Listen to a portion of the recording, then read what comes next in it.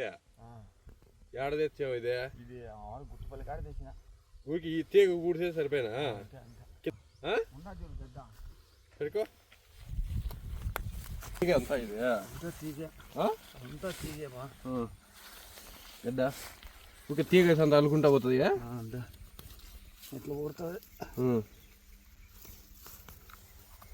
చూడు గడ్డ చూడు గడ్డ ఎర్రగడ్డ ఎర్రది గేయించు గడ్డ ఇది ఎన్ని రోజులు అయింది ఇప్పుడు ఇది? ఇదైతే 2 నెలలు. ఎన్ని రోజులు ఉండాలా?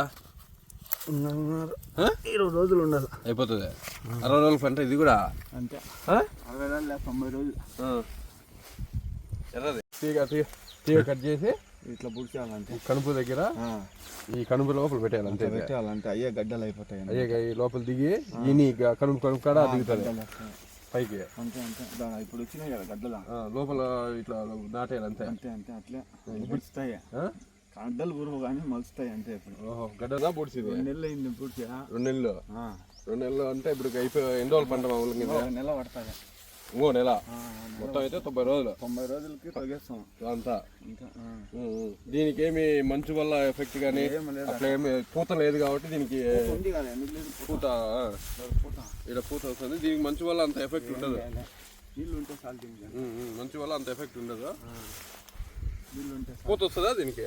పూత బ్రహ్మదాడ పూతనా? ఇట్లా పూత అదేడా ఎర్రగా ఆ పువ్వ పూత. అదే పూత. ఇది పూత. దీనివల్ల మంచు వల్ల అంత ఎఫెక్ట్ ఉండదు ఇది.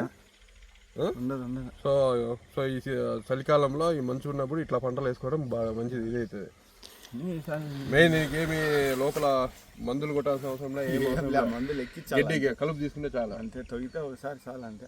కాదు ఎకరాకు ఎంత ఖర్చు వస్తుందా? ఎంతో 20,000 వస్తుంది. 20,000. 20,000.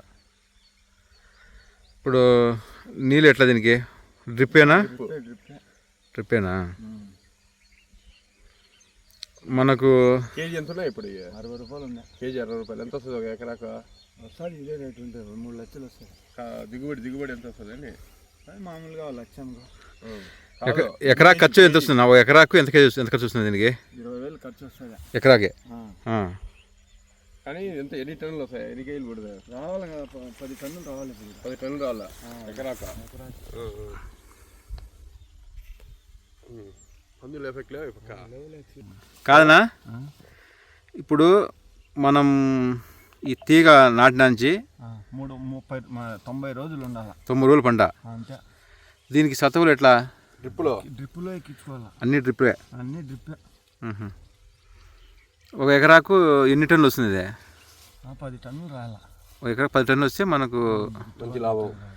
అప్పుడు మనకు ఇంకా రైతుకు లాభం. ఎకరా ఇప్పుడు కేజీ ఎంత రేటు ఉండాలా? 50 రూపాయలు. కేజీ 50 రూపాయలు ఉంటే నష్టం లేకన్నా రైతు బయటపడతాడు. ఈ పంట ఎన్నేళ్ళు చేస్తున్నావు నువ్వు? మా తాతల కాలం నుంచి చేస్తా. తాతకాలం నుంచే రైతు. ఇదేనా మామూలుగా వేరే పంట ఏమైనా పెడతారా? చెనిక్కాయ పడేసావా? 180 సార్లు వేసిన. 180 సార్లు చెనిక్కాయ కూడా వేసావా? మళ్ళీ దోశ 5 ఎకరాలు పెట్టినా.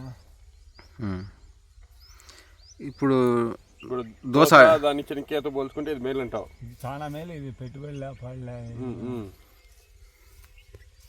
అమ్ముకుంటే 20,000 వస్తుంది. ఇప్పుడు ఒట్టి తీగలు అమ్ముకుంటా పోతే గొర్రెలు కొనుక్కోపోతారు. ఇక ఓకే ఓకే. ఇప్పుడు ఈ తీగ కూడా రేటు పోతుందంటావు? తీగ ఎట్లా? అదే ఆవులు తింటాయి. ఆవులు గొర్రెలు గొర్రెలు. కానీ